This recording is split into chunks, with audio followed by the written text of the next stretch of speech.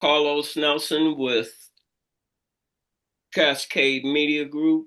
And today we're on our community organization page, also on our PSA, public service announcement page. And we're going to be talking about US 71 PEL study from Martin Luther King Boulevard to 85th Street. Pay attention, 3rd and 5th District. Uh, who do we have here? Well, hi, thank you for having us today. My name is Selina Zapata, and I am the planning manager for the Reconnecting the East Side project, which focuses on the US 71 corridor from MLK Boulevard down to 85th Street. Um, and thank you for having us. I'm in the Public Works Department. So this is a City of Kansas City project, and we are working in coordination with MoDOT and our Metropolitan Planning Organization, the Mid-America Regional Council, on this planning project. And my name is Earl Harrison. I am the founding owner of HG Consult. We're a small DBE firm. So this is a DBE led. We've got 4 other DBE firms on the team. So we're trying to make sure that we're leading by example, trying to reach the right people as we pursue and work through this study. All right. So we know what we are going to be looking at with the quick step. Hey, Earl, tell our audience a little bit about yourself. I always say go back to kindergarten and how you got in business and how you got involved in the project. Floor is Well, yours. I grew up in Iowa, so I'm not a Kansas City native, but I've been here since 1994, where I started straight out of school from Iowa State University. Got a civil engineering degree, went to work for one of the bigger engineering firms in the Kansas City Metro. I actually started about the time they were finishing construction on US 71, Bruce R. Watkins. So I had intimate knowledge with the project. And when it came about, 30 years later, and I had the opportunity to lead a study to, fix some of the wrongs, hopefully, that happened back in the day. I jumped at the opportunity. So it's been How a did great that come to project. your attention?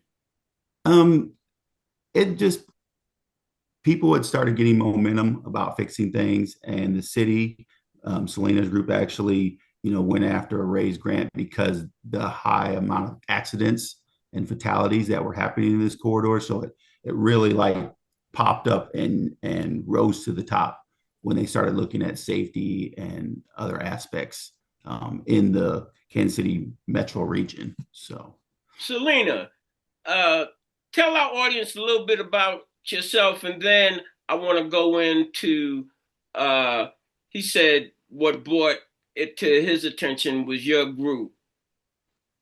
Yes, so I won't start from kindergarten because we might be here for a while, but let's see. I'm from South Texas. I lived there until I was 18, and then I went to college and graduate school on the East Coast and got a master's in city planning. So I'm a city planner by trade. After schooling, I worked as a consultant, similar to Earl, um, at an engineering firm, and I did environmental planning for transportation projects. So I have a background in that, and then switched to the public sector a few years ago. And I've lived in Kansas City for about 8 years now. And so I'm really happy to be working on local projects, and in particular this project, which is really, really important for the What was community. the genesis of this project? As I asked him what brought it to his attention, what brought it to your attention?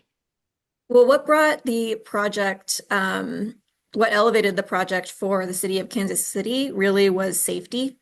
And looking at our high injury network, recently we've been doing a lot of work on the safety front with Vision Zero and developing a high injury network to identify the corridors in the city that have the highest crash levels and that are the most unsafe for city residents. And when we did that analysis, this corridor popped up as one of those corridors that we should pay attention to and figure out how to mitigate and bring those crash numbers down for public safety. So, Earl, where are we at now? Well, we are currently in the middle of the Pell phase of the project. So there's three phases of the project.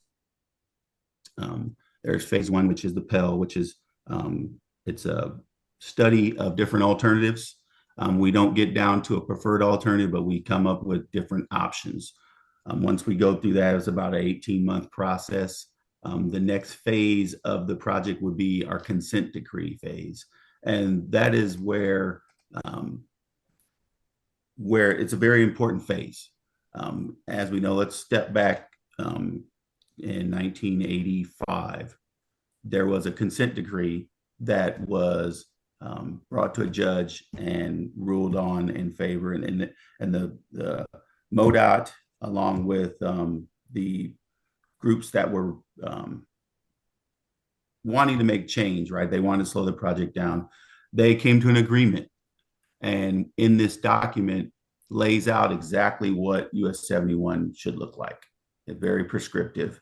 And so fast forward to now, we can't make any changes unless we can get that consent decree overturned, modified, reversed. So what you see out today, so like the three signalized intersections, we can't make any modifications to them unless we can get through that phase two, get enough public support, come up with some solutions, and take them to a judge and have the judge rule in our favor. Okay, so those are the first two phases. If we get through that phase and we're able to get the consent decree opened up or modified, then we go into phase three, there's more NEPA, environmental study, that we need to do, but we also get to start 30% design plans on whatever alternative the team and the community come up with. So it's very important on this one. We're bringing the community along with us. Last night we had our community summit number 2. We had our first one in March. And where was tell our audience where these things are being held and where community summit 2 what we had last night was at Sunfresh. I think we had over 60 people that showed up, and we had a lot of community leaders that also showed up. And it was a really good and exciting time because the community actually got to sit down and help design what they wanted the corridor to look like. So I think that's a strong community over there. I live right there in Sheridan Estates, behind the Sunfresh. And yesterday I heard something about a meeting at Sunfresh through some social media posts or something. Yes. So what did they, Selina, were you there? I was, and I thought it was a really great event. I'm so appreciative of all the folks that showed up, and gave their input about how they would reimagine the US 71 corridor. We had tables set up for a design activity, with game pieces, kind of noting different typologies, different types of improvements that could be made on the corridor. And they had discussions about, what would be the best solutions. And they put these little game pieces on the maps. And then at the end of it, shared out to the whole group what improvements they see that could be a potential solution for the corridor. So I thought it was a really great event. I'm trying to think, was it inside the store? It said Sunfresh, but it was actually inside the store. Yes, it was. We could hear the speakers saying aisle 18. Yes, it was inside the store. There was a section of it that was sectioned off for. I can't live right there.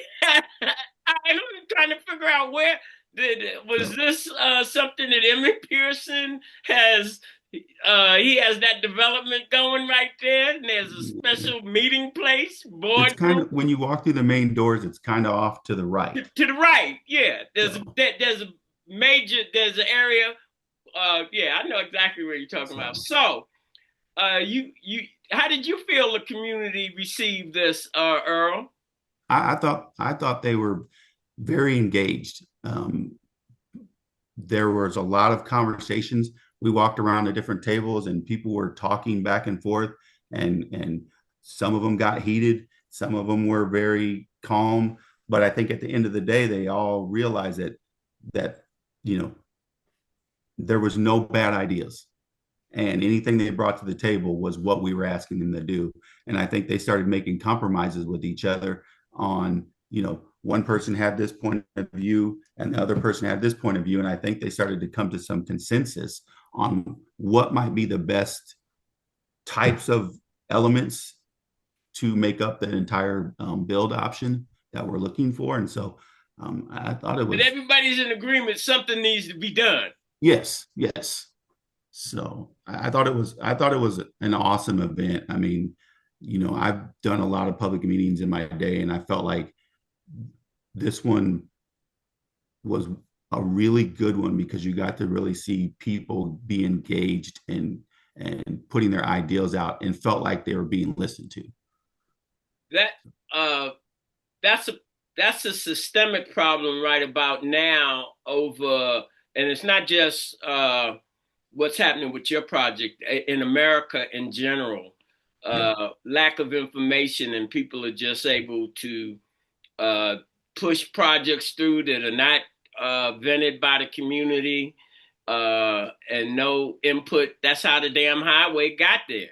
Yes, it did. And that's what we're trying to do, is not make that mistake again.